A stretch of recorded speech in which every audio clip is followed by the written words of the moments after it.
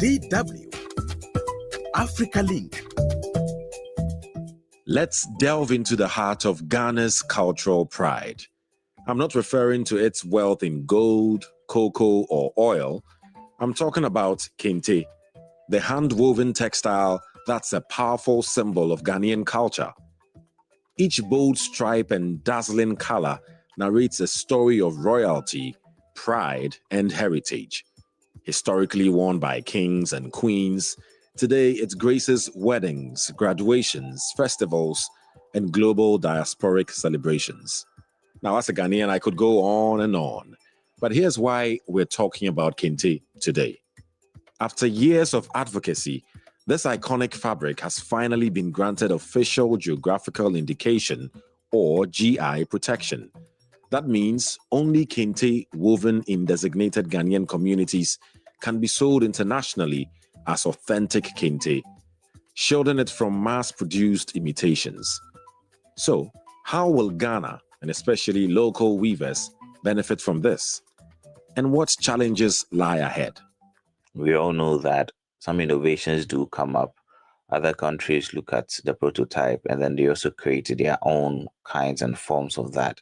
Ghana being identified as the only source of Kente in the world creates a good opportunity for us. In as much as it creates monopoly as the only producer, do we have the capacity to even produce international demand? That's what's coming up.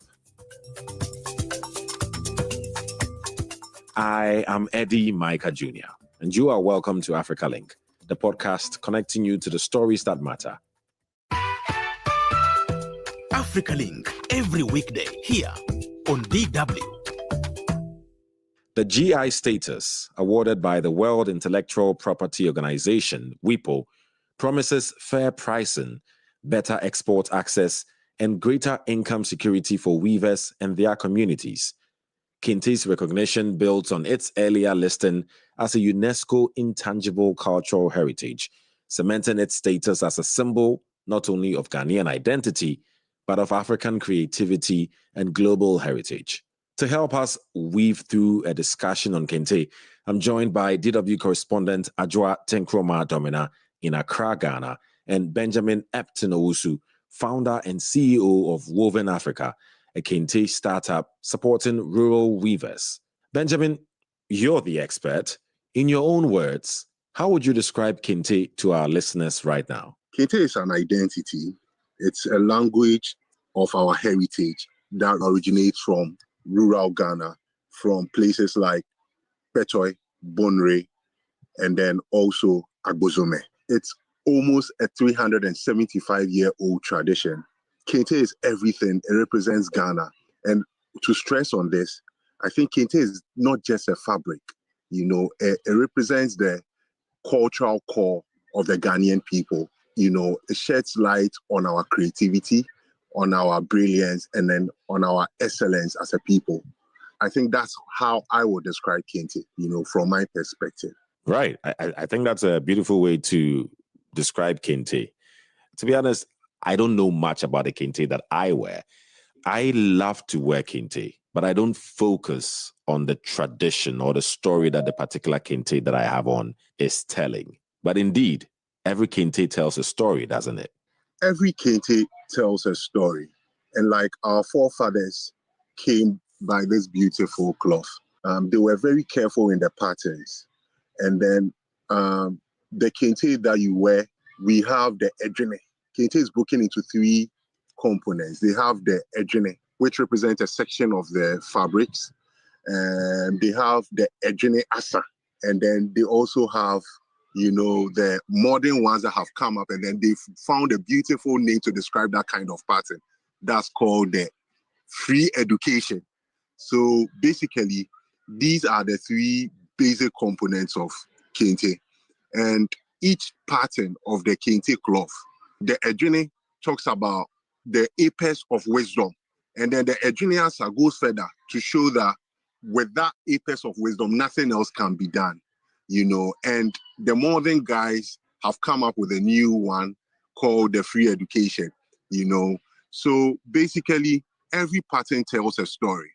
And one thing about Kente too is that every color too tells a story. The red represents the passion and then the uniqueness of the cloth.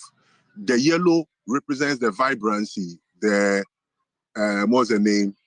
The creativity of the cloth. So every color too in there has a way of telling the Ghanaian story. And mind you, this has been done for centuries and centuries ago. So with the new designs that are coming up, it's just to expand on the work that our forefathers have done. And then we are supposed to make it better and then trying to add value. So in everything that we are doing, maybe we'll add a bit of Edinkra symbols, we'll add a bit of maybe color to blend it, but still continuing the old stories that have been told in the past just to enrich it and make it better.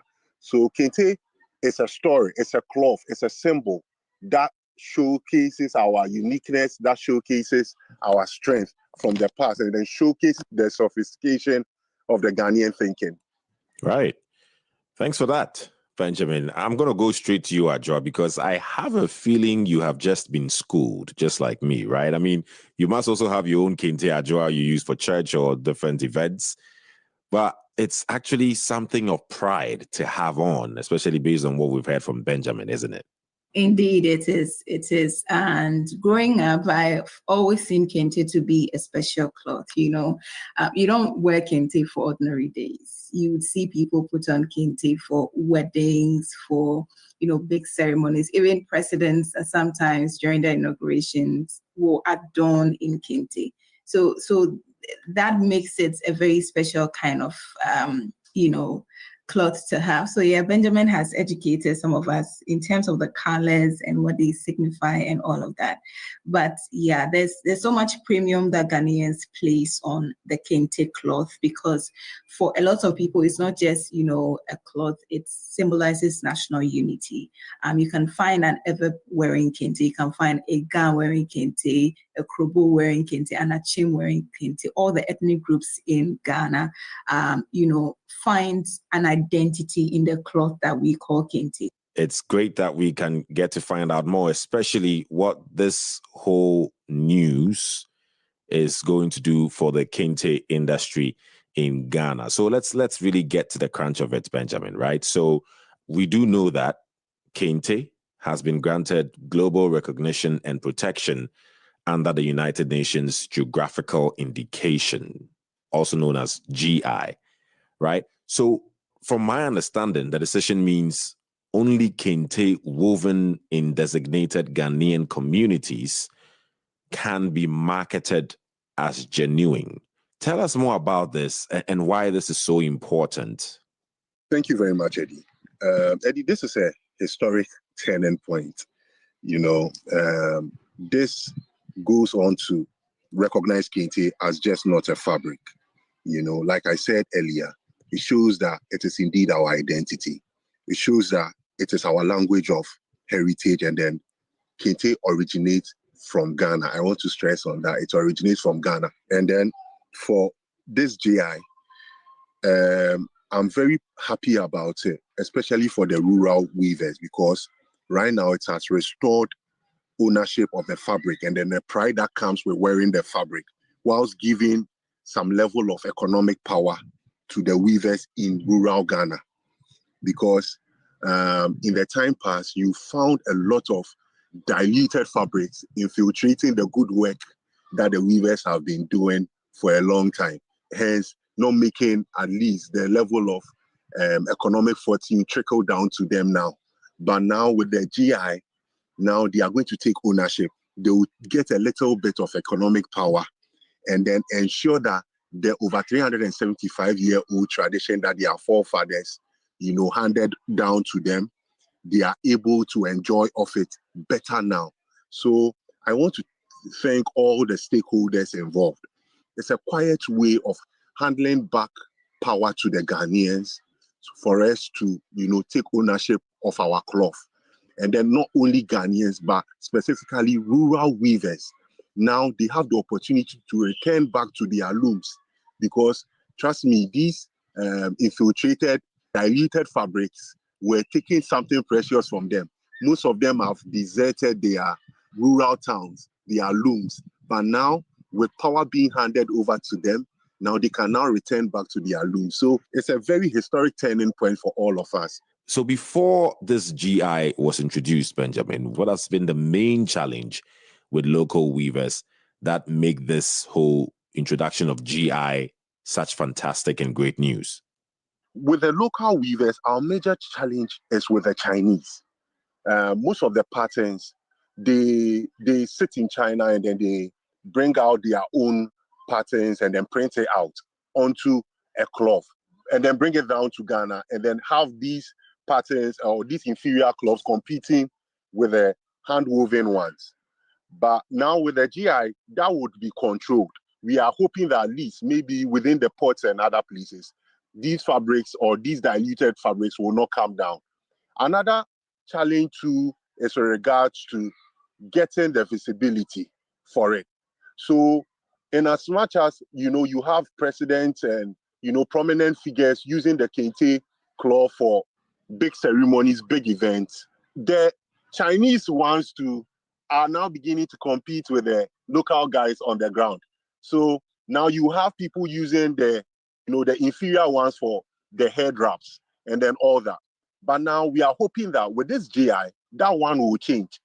The major challenge now is that with the economic strength of the Chinese, the locals can't compete with the economic strength of the Chinese. So we are hoping that with this GI pass, all the duplicates that are coming onto the Ghanaian markets, now we can take a firm effort to ensure that they stop coming into the market, so that maybe Kojo in Agotime, maybe Akosia in Abozome, these weaving families will get a fair value of everything that they are supposed to get. Right. Thank you very much for that, Benjamin. So, Adwoa, coming straight to you, this must have been received quite well in Ghana. You've been speaking to some people. What have they been telling you? Well, Eddie, so I was shocked because not a lot of people really understood what a geographic indication meant. I mean, in simple terms, when you ask people will ask back, what is that? What does that mean? But essentially, when you explain to them what this means for Ghana and what this means for Kente cloth, many people welcome it.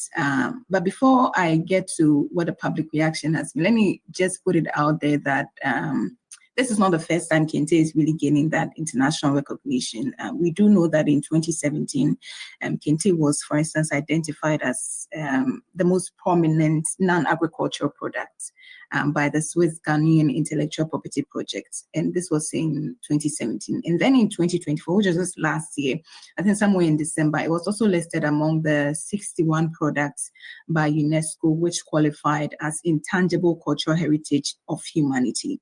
So that recognition of Kente has always been there. But for the few who understand what this geographic indication of the product means, there is a sense of pride on this achievement. So the general reaction will be how really, and the general question I have received is that how are authorities really going to prevent other people from making counterfeits? Because when Benjamin was talking, he made mention of the Chinese, and that's a worry of many people that I spoke to, that you go to the markets and you see a lot of these counterfeits out there.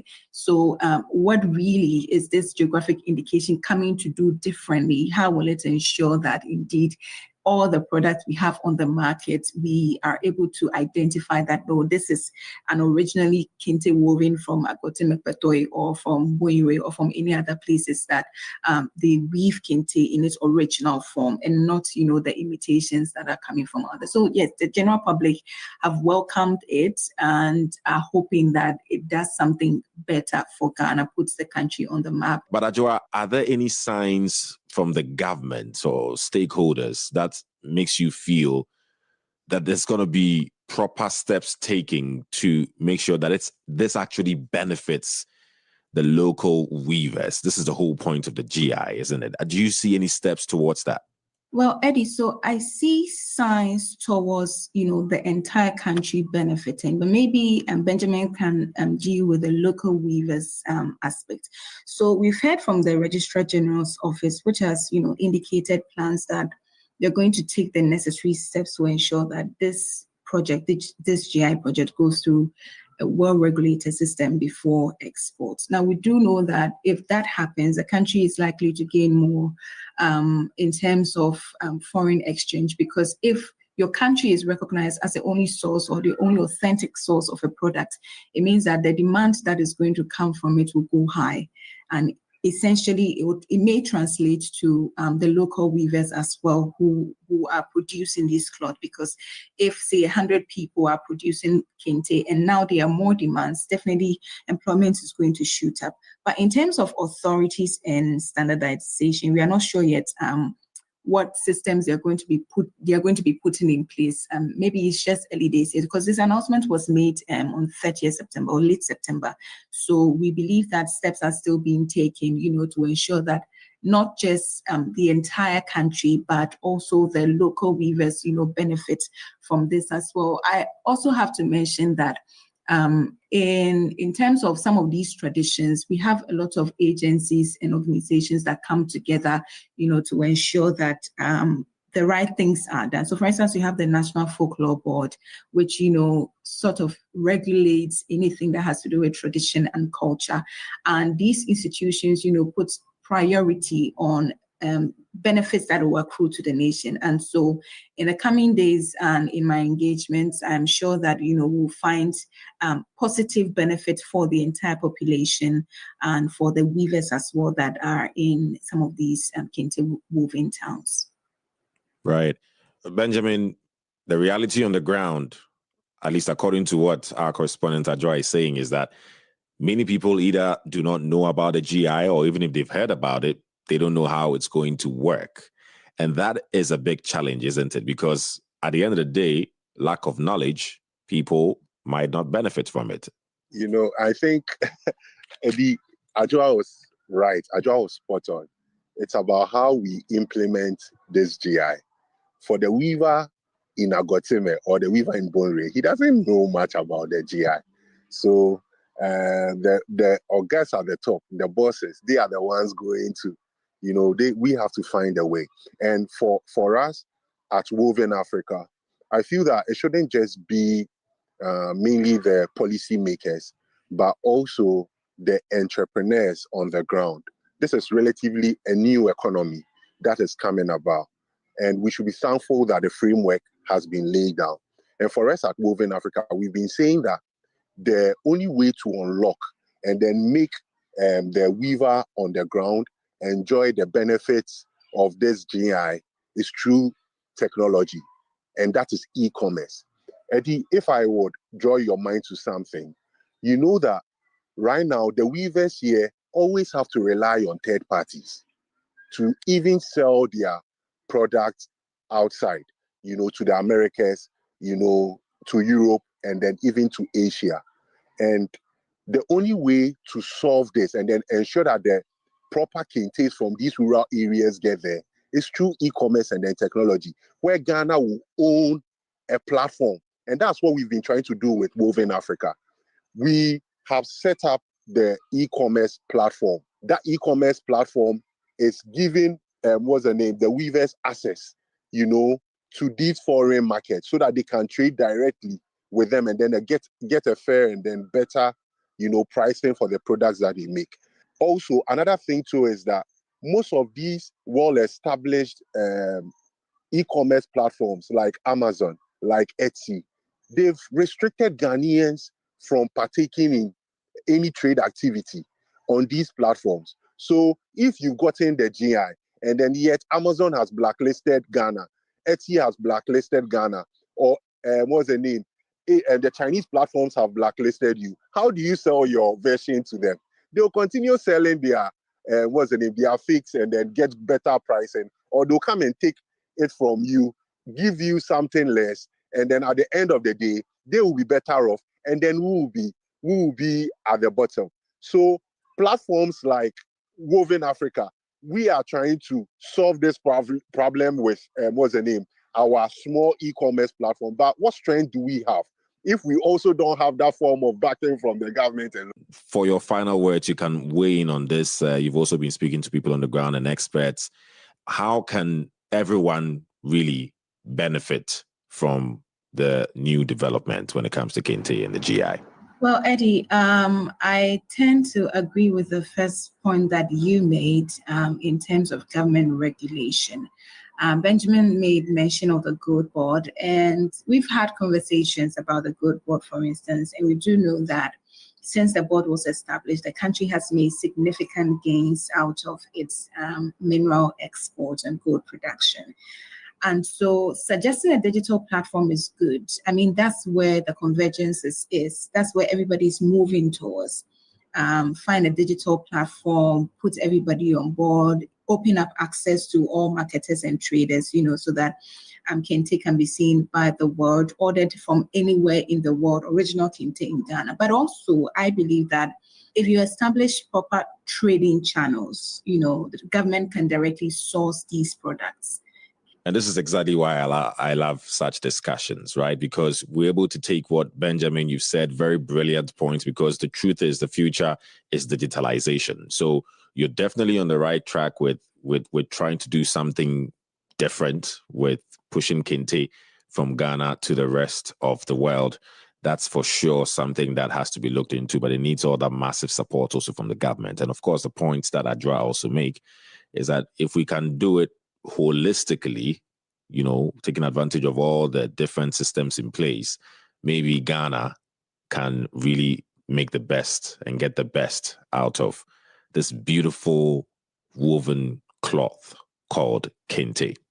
So I appreciate all the insights that you guys have shared with me. DW correspondent Adwoa Tenkoramaa Domena, based in Accra, Ghana, and Benjamin Epton Owusu, CEO and founder at WovenAfrica. Thank you both very much. Thank you. Thank you, Eddie. The push for Kente's protection comes after decades where its patterns dazzled on global runways, but without benefit to the home communities that created them. So yes, the GI status is a big win for Ghana's economy, for Kente weavers, and for everyone in the production value chain. Here's what people in Ghana are saying. We all know that some innovations do come up. Other countries look at the prototype and then they also create their own kinds and forms of that. You understand? But the GI status, for Kente will ensure that only Kente cloth woven in designated Ghanaian communities can be marketed internationally. You get it, as authentic Kente, so that it will shield us from imitation and counterfeiting. So I think it's a good move when it comes to protection or protecting the Kente from imitation. Then again, I think it will also bring about some economic benefits, because the registration, after you register, it will boost Ghana's textile sector, right? So anyone who needs Kente or authentic Kente will have to come to Ghana. Okay, so I think Ghana being identified as the only source of Kente in the world creates a good opportunity for us. In as much as it creates monopoly as the only producer, I think the question we should be asking ourselves as the people is that, do we have the capacity to even produce international demand? Are we well positioned? That's the question. Are we well positioned to be able to do that? With this registration, I guess that it's going to prevent other people from making imitations of the Kente. Therefore, so if anybody needs an original one, we know that Ghana is known for the original Kente, and it's also going to bring some financial growth or some economic stability in the country. And also people would want to come and see how it is made, with the colors, with the names and all other stuff, therefore also boosting tourism and all that. So I think it's a good initiative. Now, getting GI status is one thing, but without strong enforcement, cheap Kente-style fabrics from abroad could still flood the market. For GI recognition to mean something, it has to translate into creative economy infrastructure. That's better weaving schools, design tech hubs, export partnerships, and youth jobs. Otherwise, it risks being just another proud headline with little local change. What do you think? Please share your thoughts with us on Facebook at DW Africa. Listen on Spotify or wherever you get your podcasts. And subscribe to our DW Africa YouTube channel so you never miss an episode. This show was co-produced and edited by Isaac Mugabe. And I am Eddy Micah Jr. Thanks for listening, and wear your Kente with pride. You're welcome. DW.